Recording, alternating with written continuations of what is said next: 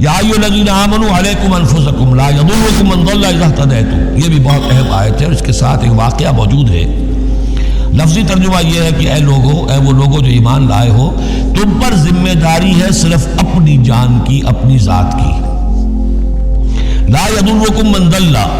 جو گمراہ ہو جائے کوئی اور وہ تمہیں کوئی نقصان نہیں پہنچا سکتا۔ اذا اہتدیتم، جبکہ تم ہدایت پر ہو۔ الی اللہ مرجعکم جمیعا فینبئکم بما کنتم تعملون، اللہ ہی کی طرف تم سب کو لوٹ کر جانا ہے اور وہ تمہیں بتا دے گا جو کچھ کہ تم کرتے رہے تھے۔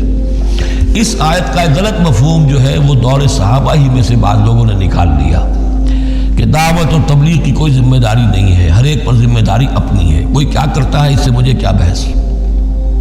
دیکھو قرآن میں لکھا ہوا یا ایھا الذین آمنوا علیکم انفسکم، مجھے اپنا عمل درست رکھنا ہے، باقی کوئی اور غلط کام کرتا ہے میں خواہ اسے روکوں ٹوکوں ناراضی مول لوں، نہی عن المنکر امر بالمعروف، اس کی کوئی ذمہ داری نہیں ہے۔ قرآن کہہ رہا ہے علیکم انفسکم لا یضرکم من ضل اذا اہتدیتم، اگر تم ہدایت کے اوپر ہوگے، صحیح راستے پر ہوگے تو کوئی کتنا ہی گمراہ ہو جائے اس کا تمہیں کوئی نقصان نہیں۔ تو حضرت ابوبکر رضی اللہ تعالیٰ عنہ نے پھر خطبہ دیا باقاعدہ کہ لوگوں میں دیکھ رہا ہوں کہ تم اس آیت کا مطلب غلط سمجھ رہے ہو۔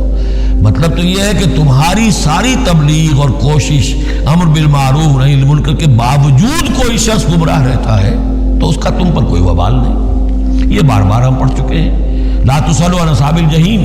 اے نبی آپ سے کوئی باس پرس نہیں ہوگی جہنمیوں کے بارے میں کہ یہ کیسے ہو گیا ہے محمد کہ ہم نے آپ کو بھیجا اور پھر بھی یہ قوم جو ہے جہنم میں چلی گئی۔ لیکن جہاں تک دعوت، تبلیغ، نصیحت،